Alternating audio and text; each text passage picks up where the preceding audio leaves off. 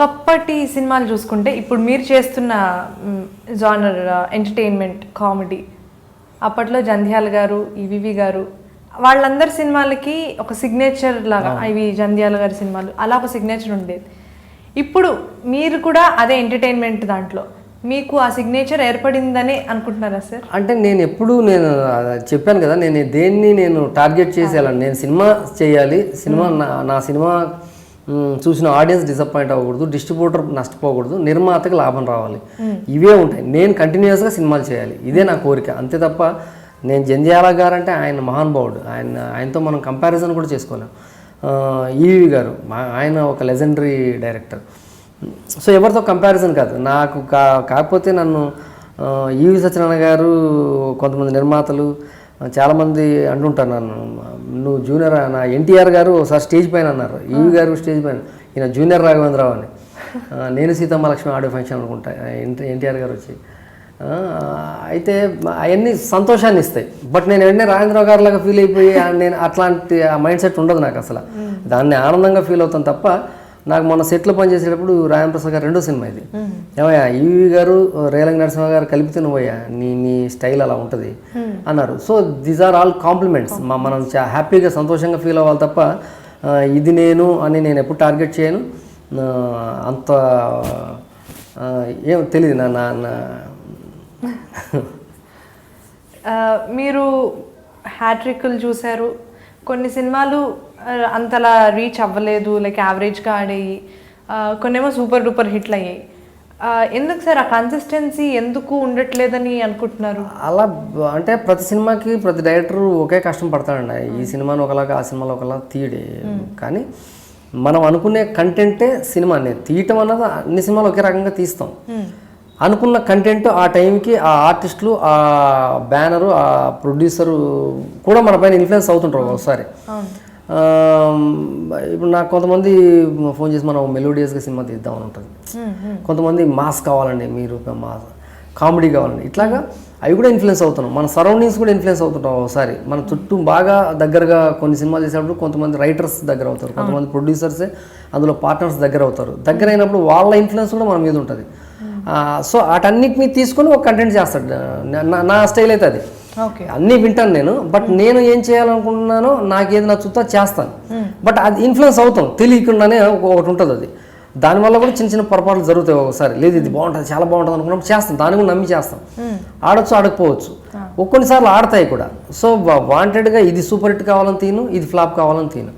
But నాకు నేను ఒకసారి ఆలోచించుకున్నప్పుడు ఎందుకు ఫ్లాప్ అయ్యింది, ఎందుకు నేను ఫ్లాప్ ఇచ్చాను, అది బాగా ఆడింది కదా అని నేను అనుకున్నప్పుడు నాకు తెలిసిన ఒక విషయం ఏంటంటే, మెలోడియస్ లవ్ స్టోరీస్ ఉంటాయి కొన్ని, దేవదాసు, ప్రేమాభిషేకం, అలాగే నువ్వే కావాలి, మనకు లేటెస్ట్గా చూసుకుంటే మనసంతా నువ్వే, ఇట్లాంటి లవ్ స్టోరీస్ తీయడానికి దానికి ఒక వేరే మనసు ఉంటుంది, అది వేరే మనసు పెట్టాలి. అంటే నేను ఓపెన్గా చెబుతున్నాను కానీ వాస్తవంగా అది ఉంటుంది అనుకుంటాను. ఇప్పుడు నేను కామెడీ చేస్తాను, లౌడర్ కామెడీ చేస్తాను, కామెడీ సినిమాలో చాలా బాగుంటుందని చాలామంది అన్నప్పుడు చాలా ఆనందం వేస్తుంది. అంటే మిగిలిన వాళ్ళకి అలా చెప్పరు కదా, కామెడీ మీరు బాగా చేస్తారని, మీ పాటలు బాగుంటాయని, వాళ్ళకి వేరే కాంప్లిమెంట్ ఇస్తారు. సో నా బలం కామెడీ ఎంటర్టైన్మెంట్, దీనికి ఒక మంచి కథ వేసుకున్నానంటే నేను మంచి సినిమా తీయగలను. సో నేను లవ్ అన్నది నాకు అంటే ఆడియన్స్కి నచ్చేలా చెప్పడం. నేను మంచి కథలు తీసాను యాక్చువల్గా. ఇదే నా మొదటి ప్రేమ లేక ఇంట్లో పెద్దల్ని హర్ట్ చేయొద్దు, లవ్ చేయడం తప్పు కాదు, ఇంట్లో పెద్దల్ని హర్ట్ చేయకుండా వాళ్ళని ఒప్పించి పెళ్లి చేసుకోండి అన్నది ఇదే నా మొదటి ప్రేమ లేక. అది ఆడలేదు. తర్వాత నేను సీతమ్మలక్ష్మి, అప్పుడు నాకు తెలిసిన ఒక అమ్మాయి అబ్బాయి లేచిపోవడం వల్ల చాలా ఇబ్బంది పడ్డారు ఇంట్లో వాళ్ళు. సో లేచిపోవడం తప్పనిపించింది నాకు. సో లేచిపోకండి, లేచిపోయి పెద్దల పరువు తీయకండి అని చెప్పే సినిమా అది. So those two contents are very good contents, but నేను సరిగ్గా చెప్పలేకపోయాను. సో అలాంటి ప్యూర్ లవ్ స్టోరీలు మనం చెప్పలేకపోయాం, కంటెంట్ బాగున్నా సరే. అదే లవ్ స్టోరీలే, శివశాస్త్రి కూడా ఒక అమ్మాయిని ఒక అబ్బాయి ప్రేమించాడు, దానికోసం ఏం జరిగింది. Even the first cinema 16 cinema కూడా లవ్ స్టోరీ ఉంటుంది అందులో, బట్ దాన్ని నేను చెప్పిన విధానం వేరు. సో నాకు ఉన్న విద్య ఏంటంటే ఒక ప్రేమ కథని డామినేట్ చేసే ఇంకొక ఐటమ్ ఎంటర్టైన్మెంట్. అది అది ఉండాలి కంపల్సరీ. అది ఉంటే నేను బాగా చేయగలను సినిమా. అలాగే యాక్షన్ సినిమా కూడా చేశాను. ఫ్లాప్ అవ్వకపోయినా సూపర్ హిట్ అవ్వలేదు.